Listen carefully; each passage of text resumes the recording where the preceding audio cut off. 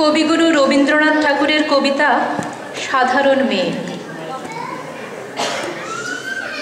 আমি অন্তঃপুরের মেয়ে, চিনবে না আমাকে। তোমার শেষ গল্পের বইটি পড়েছি শরৎবাবু, বাসি ফুলের মালা। তোমার নায়িকা এলোকেশীর মরণ দশা ধরেছিল ৩৫ বছর বয়সে।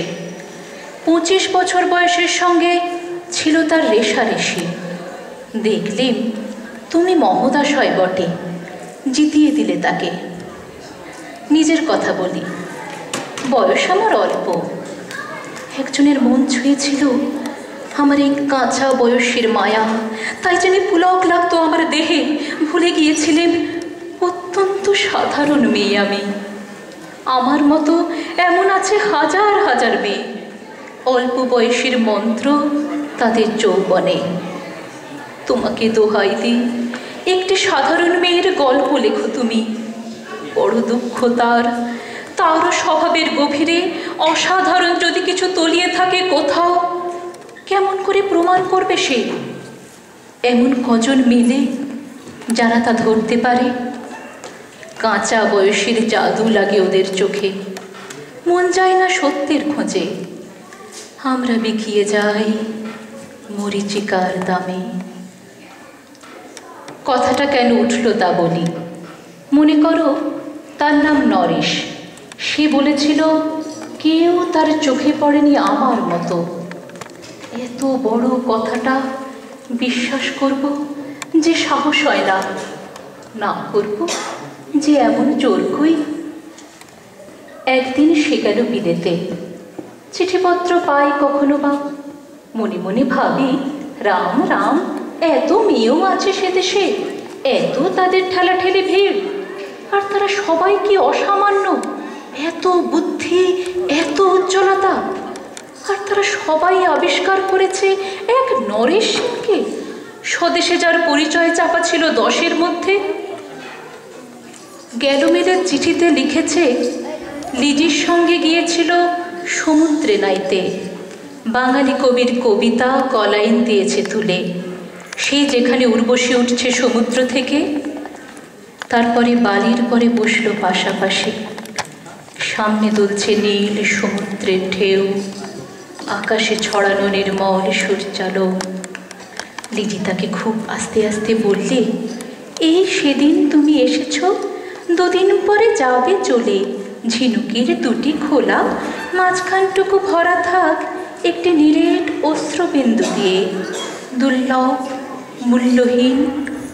কথা বলবার কি অসামান্য ভঙ্গি। সেই সঙ্গে নরেশ লিখেছে, কথাগুলি যদি বানানো হয় দোষ কি, কিন্তু চমৎকার। হিরে বসানো সোনার ফুল কি সত্য, তবু কি সত্য নয়? বুঝতেই পারছো, একটা তুলনার সংকেতর চিঠিতে অদৃশ্য কাঁটার মতো আমার বুকের মধ্যে বিঁধিয়ে দিয়ে জানায়, আমি অত্যন্ত সাধারণ মেয়ে। মূল্যবানকে পুরো মূল্য চুকিয়ে দিই, এমন ধন নেই আমার হাতে। ওগো, না হয় তাই হলো, না হয় ঋণী রইলেন চিরজীবন। পায়ে পড়ি তোমার, একটা গল্প লেখো তুমি শরৎবাবু, নিতান্ত সাধারণ মেয়ের গল্প, যে দুর্ভাগিনীকে দূরের থেকে পাল্লা দিতে হয় অন্তত 5-7 জন অসামান্যার সঙ্গে, অর্থাৎ সপ্তরথিনীর মার। বুঝে নিয়েছি আমার কপাল ভেঙেছে, হার হয়েছে আমার। কিন্তু তুমি যার কথা লিখবে তাকে জিতিয়ে দিও আমার হয়ে। পড়তে পড়তে বুক যেন ওঠে ফুলে, ফুল চন্দন করুক তোমার কলমের মুখে।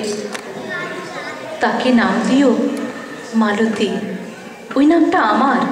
ধরা পড়বার ভয় নেই, এমন অনেক মালতী আছে বাংলাদেশে। তারা সবাই সামান্য মেয়ে, তারা ফরাসি জার্মান জানে না, কাঁদতে জানে। কি করে জিতিয়ে দেবে? উচ্চ তোমার মন, তোমার লেখনী মহীয়সী।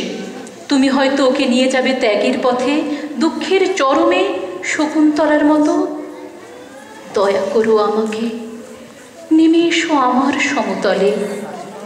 বিছানায় শুয়ে শুয়ে রাত্রির অন্ধকারে দেবতার কাছে যে অসম্ভব বর মাগে, সে বর আমি পাব না, কিন্তু পাই যেন তোমার নায়িকা, রাখো না কেন নরেশকে 7 বছর লন্ডনে, বারে বারে ফেল করুক তার পরীক্ষায়, আদরে থাক আপন উপাসিকা মণ্ডলীতে।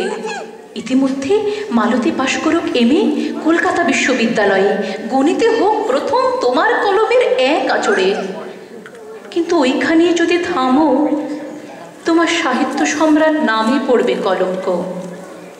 আমার দশা যাই হোক, খাটো করো না তোমার কল্পনা। তুমি তো কৃপণ বিধাতার মতো।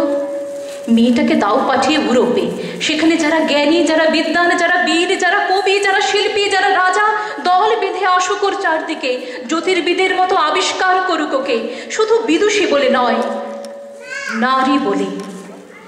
ওর মধ্যে যে বিশ্ববিজয়ী জাদু আছে, ধরা পড়ুক তার রহস্য। মূঢ়ের দেশে নয়, যে দেশে আছে সমজদার, আছে দরদি, আছে ইংরেজ, জার্মান, ফরাসি। মালতীর সম্মানের জন্যে সভা ডাকা হোক না, বড় বড় নামজাদার সভা। মনে করা যাক সেখানে বর্ষণ হচ্ছে মুষলধারে চাটুবাক্য। মাঝখান দিয়ে সে চলেছে অবহেলায়, ঢেউয়ের উপর দিয়ে যেন পারের নৌকা। ওর চোখ দেখে ওরা করছে কানাকানি। সবাই বলছে ভারতবর্ষের সজল মেঘ আর উজ্জ্বল রৌদ্র মিলেছে ওর মোহিনী দৃষ্টিতে। এইখানে জনান্তিকে জানিয়ে রাখি, সৃষ্টিকর্তার প্রসাদ সত্যই আছে আমার চোখে, বলতে হলো নিজের মুখেই। এখনো কোনো ইউরোপের অসভ্যের সাক্ষাৎ ঘটেনি কপালে। নরেশ এসে দাঁড়াক সেই কোণে, আর তার অসামান্য মেয়ের দল। আর তারপরে আমার নোটে শাকটি মুড়লো, স্বপ্ন আমার ফুরলো। হায় রে সামান্য মেয়ে, হায় রে বিধাতার শক্তির অপব্যয়।